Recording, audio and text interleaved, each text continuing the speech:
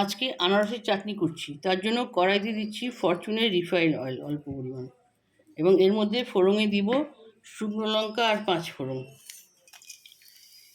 তারপরে আনারসের চাটনিতে এই যে আনারস পিস পিস করে কেটে রেখেছি, আর এখানে হচ্ছে দেবো টেস্ট অনুযায়ী সল্ট, আর এই যে সুগার, চিনি, আর হচ্ছে কিশমিশ।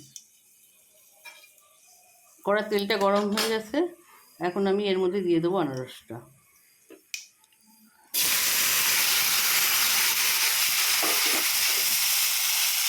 এবার একটু টেস্ট অনুযায়ী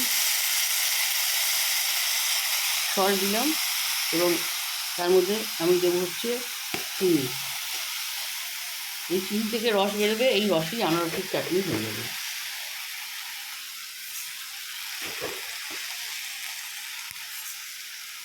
আর এতে দিলাম কিশমিশ। আজকে বানাচ্ছি আনারসের চাটনি।